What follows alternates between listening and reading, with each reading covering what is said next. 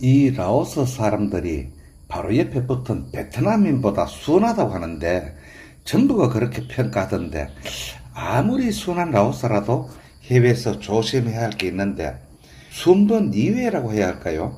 1위는 제쳐두고 폰 가게에서 폰을 팔고 신발 가게에서 신발을 파는데 라오스 구멍 가게는 구멍을 팔지 않더라고 했더니, 싱거운 소리를 좋아하는 한 친구는 그런 건 팔지 않더라도 해외에서는 구멍을 더욱 조심하라고 농담을 하던데, 그런 농담이 아니라 어디를 가더라도 조심해야 할 게 있지요. 이 라오스라고 예외는 아니고 라오스 사람들이 확실히 베트남 사람보다는 순하다고 하지만 그래도 조심해야 할 게 있게 마련이겠죠. 어느 나라를 가더라도 가장 조심해야 할 첫 번째 사항은 누구나 다 아는 사실이니 일단 1순위는 제쳐두고 조심해야 할 차순위 2번을 이야기하자면 바로 택시 서비스가 될 건데, 공항에서 택시 잡아주는 거. 동남아나 후진국에 가면 공항마다 택시 서비스라는 게 다 있거든요. 한국 공항에 있는 여행 안내, 트러블 인포메이션, 그런 부서와는 전혀 다른 성격인데, 한국이나 일본 그런 나라처럼 어느 공항에 내더라도 절대 그런 게 없고, 한국과 같은 선진국 사람들이야 상상으로도 그림이 잘 그려지지 않는 모습인데, 돈줄이 궁한 동남아로 가면 공항에서 택시를 잡아주는 시스템, 저거들은 택시 서비스라고 하는데 서비스가 아니라 택시를 빙자한 바가지, 마치 거미줄처럼 쳐놓은 네트워크인데, 동남아 몇몇 도시 공항에서는 아예 믿음을 주기 위한 건지 택시 서비스라고 영어로 써인 노란색 완장이나 모자를 버젓이 쓰고 그렇게 택시를 잡아준다고 하는데, 완장이나 모자를 쓰고 있지만 공항공사에서 월급 주는 사람이 아니지요. 물론 공무원도 아니고 바가지나 웃돈을 노리는 직업 없는 작가들이 어리버리한 틈새 경제 창출을 위해서 나오는 건데, 당하고 나면 설레이기만 했던 여행지의 이미지는 박살이 나버리고 이미 그렇게 된 거 잊으려고 해도 자꾸 떠올라서 그 해외여행은 완전히 망치기가 일쑤지요. 제가 여기서 해외라고 했나요? 우리나라 사람들이야 외국을 두고 해외여행을 다녀왔다고 하지만 바다가 없는 이 라오스 사람들은 해외가 사실 뭔지 모르거든요. 바로 강 건너가 태국이나 캄보디아고 또 산 너머가 베트남이고 중국이라, 우리는 제주도만 가더라도 해외라고 할 수가 있나? 여기 사람들은 해외라는 말이 무슨 뜻인지 모르겠지만 확실히 라오스 사람들이 베트남 사람보다는 순하고 착하지요. 그게 참 매력적인데, 라오스 공항에 내려보면 택시 서비스라고 쓰인 완장이나 모자를 쓴 그런 사람들은 없습니다. 입국장에 들어서면 바로 보이는 게 택시 서비스 부스인데, 제일 잘 보이는 곳, 현지 전화기 유심을 파는 창구와 같이 붙어있기에 입국장에 들어서면 바로 보이는데, 그곳에서 예약한 호텔이나 목적지를 이야기하면 벽에 붙은 가격표를 보고 얼마라고 하는데, 그게 저거들이 만든 가격표거든요. 공정거래 심의 이런 거는 싸그리 생략된 거죠. 그러니까 바로 나와서 공항 앞에서 택시를 잡는 것보다 비싸다는 건 말할 바도 없고, 물론 호객행위도 하지 않고 부스 임대료도 있고 여행객의 불편을 줄인다고 하지만 자주 덜락거리다 보니 좀 약아져서 이제는 공항청사에서 나와서 택시 호출 앱으로 부르는데, 그러면 가격이 거의 반 가격이고, 그런 앱을 모르더라도 그냥 입국장에서 나와서 청사 앞에 서 있는 택시를 타도 훨씬 싸거든요. 밖으로 나오면 이미 다른 손님이 타고 있는 택시라도 상관없는데, 합성이면 더 싸게 받는 건 당연할 거고, 택시 부스를 이용하더라도 약간 비쌀 뿐 바가지를 썼다고 기분이 복구할 수 없을 정도까지 망가지진 않는데, 그걸 보면 첫인상이 확실히 라오스가 베트남 사람보다 순하고 느슨하다는 걸 알 수가 있죠. 순하다는 말이 나왔으니 순박한 라오스에 비하면 베트남 사람들은 참 대단하거든요. 처음 자유여행 오는 참 지독하고 교묘한 수법으로 오로지 한국인만 노리는데, 그게 바로 호치민 공항이었어요. 한국 사람 암만 야가 빠지게 눈치를 보면서 피해 다녀도 베트남 사람한테는 당하지 않을 수가 없다는 말이 있지요. 당하고 나니 그 말이 이해가 되던데, 방심했다는 생각보다 분하다는 생각이 들던데, 호치민에 처음 가서 몰라서 당한 게 아니었어요. 호치민을 혼자서 몇 번 잘 다녔지만 아는 길이라고 만만히 보았다가 이 어리숙한 욕쟁이가 타겟이 되어서 교묘하게 당했는데, 그건 바가지도 아니고 사기도 아니고 갈치? 그런 걸 뭐라고 해야 할지 모르겠지만, 말을 하다가 보니 혹시나 혼자 베트남 자유여행을 가는 길에 누구라도 그렇게 당할 수 있지 않겠나 싶어서 그 수법을 이야기를 하려니 또 은근히 부하가 치밀고 마음이 상하는데, 어쩌면 지금은 그 작자가 없을지도 모릅니다. 얼빵한 조선 노인을 초라하게 만들었으니 벼락 맞아 뒤지라고 그렇게 염원을 했으니 이미 벼락을 맞아서 뒤졌을지 모르지만, 그 황당한 수법을 참 구체적으로 밝히면 혹시 멍청해서 당했다고 손가락질은 하지 마시고, 호치민 공항에서 캐리어를 끌고 나가는데 쪽제비 상인 한 놈이 다가와 택시를 탈 거냐고 묻길래 그렇다고 했더니 바로 캐리어를 낚아채고 끌고 앞장을 섰는데, 좀 황당했지만 캐리어를 끌고 가니 따라가지 않을 수가 없겠지요. 목적지도 묻지 않고 가격도 말하지 않고 뭔가 좀 이상하다 싶었는데, 바로 주차장 입구에 작은 승합차, 아마도 한국제 카니발 같았는데 드렁크에 캐리어를 싣더니 조수석에 타라는 거죠. 얼떨결에 타긴 했는데 이 쪽제비 같은 작자가 한국 돈이 필요하다는 겁니다. 무슨 말인지 몰라서 휘둥그레하고 있는데 차량 대시보드를 가르치는데 거기에는 아크릴판에 한국 잔돈이 필요하다는 한글로 쓰인 판을 붙여놨어요.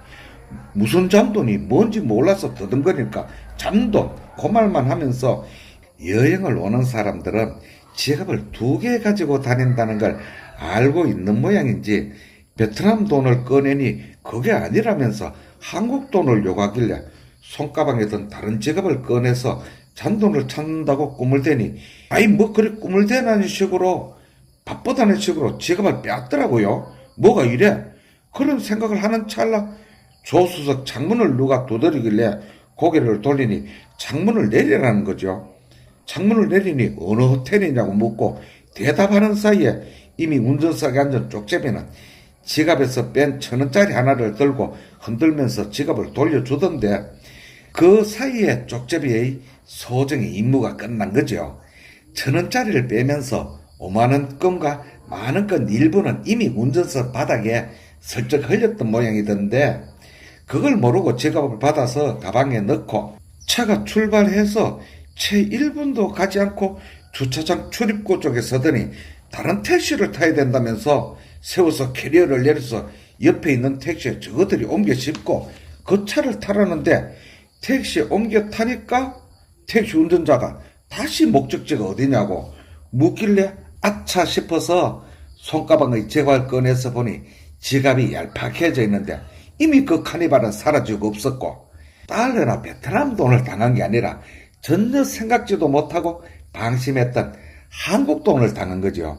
당하고 나서 생각하니까 대시보드에 아크릴 판호에 그렇게 한국어 잔돈이라고 적을 정도면 한국인만 노린다는 이야기인데, 그 결정적인 순간에 어떻게 밖에서 창문을 두드렸을까? 그 점을 한참이나 생각했는데 아마도 한 놈이 차 뒤에 서 있었는데 쪽제비가 지갑을 낚고 채면서 운전석에 브레이크를 밟으니 뒤에 있는 작자가 브레이크 등이 들어오는 걸 보고 바로 창문을 두드리는 시스템. 사전에 철저하게 계획이 되었던 거겠죠. 그렇게 하고 나니까 참 베트남스럽다는 생각이 들던데, 다른 각도에서 따져서 베트남 사람들이 얼마나 야갔느냐 하면, 한국 여자가 국제결혼을 가장 많이 한 나라가 베트남이라면 한국 여자가 어째서 후진국인 베트남 못생긴 남자랑 결혼을 할까 의아해하시겠지만, 베트남 여자가 한국으로 국제결혼을 해서 아기를 낳고 살면서 국적을 취득하면 한국 여자가 되지요. 서류상 완벽하게 한국 국민이 되고 나서 터집을 잡아서 이혼을 하고 베트남 옛 애인을 데려와서 국제결혼을 하기 때문에 통계상 한국 여자가 국제결혼을 가장 많이 하는 나라가 바로 베트남에 되는 이치인데, 베트남이 이렇게 야갔거든요. 한국 사람 절대로 베트남 사람한테 당하지 않고 못 베긴다는 말 정설입니다.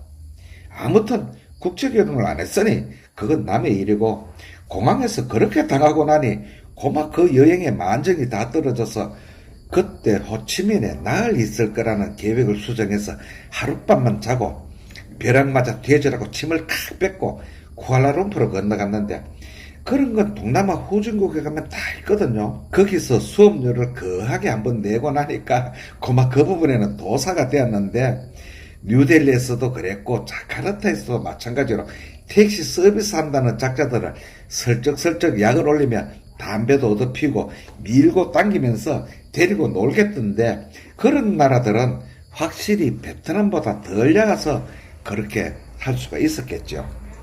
아무튼 이렇게 교묘한 수법으로 한국인만 노리는 택시 서비스가 있으니까 이 점은 해외에서 차순위로 조심해야 할 일이고, 택시 서비스보다 첫 번째 조심해야 할 게 뭐냐고 그걸 기어이 묻는다면 그건 바로 한국인 조국의 동포를 해외에서 조심해야 한다는 참 기막힌 이야기인데, 그걸 상세하게 밝히면 누워서 침 뱉기가 되는 거고, 해외에서 만나는 한국인도 한국과 똑같으니 굳이 거론할 필요가 없겠지요.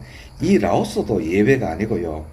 여기 교민 단톡방이나 한인 카페에 가끔 교민들끼리 환전하려고 단톡방이나 카페에 올리면 환전을 해준다고 어느 계좌로 입금시키라고 하고는 입금을 확인하고 종적을 감추었다는 글도 올라오고, 또 누구를 찾는다고 실명까지 밝히면서 얼마를 사기치고 얼마를 걷어내고 날았다 괘씸하다 거품을 물고 글들이 올라오는 형편인데, 이런 일은 사람 사는 곳 어디나 똑같다는 말이고, 가장 조심해야 한다는 1순위 한국인이야 라오스나 미얀마나 몽골이나 어느 나라를 가더라도 다 그렇고, 누구라도 이 말은 여러 번 들었겠죠. 해외여행을 준비하면서 추가로 필수적으로 챙겨야 할 한 가지를 더 거론하자면, 달러를 환전하면서 공항에 가서 환전하면 비싸다고 거래하는 농협이나 은행에 가서 환전하는 게 보통인데, 어느 금융권이나 친절하게도 고객의 편의를 생각한다고 1달러짜리, 5달러짜리, 10달러짜리를 골고루 섞어서 주는데, 후진국에 가면 1달러짜리와 100달러짜리의 환전 가치가 다르거든요.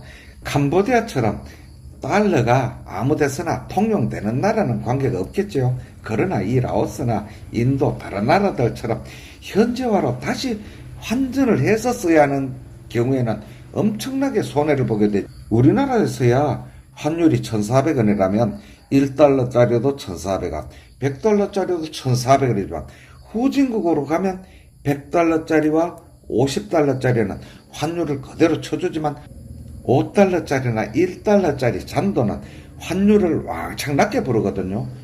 왜 그럴까? 그게 참 이상하고 늘 궁금했는데 이유는 전혀 엉뚱한 데 있었어요.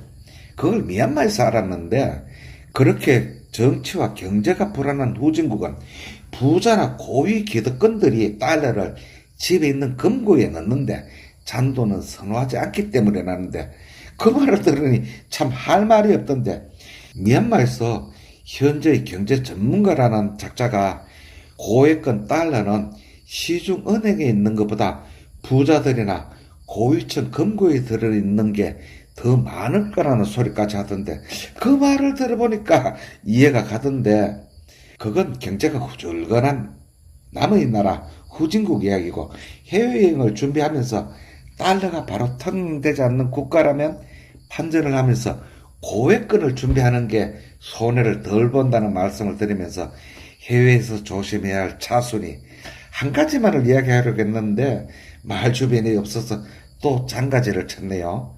영양가 없는 소리 참고 들어주신 선생님들 고맙습니다.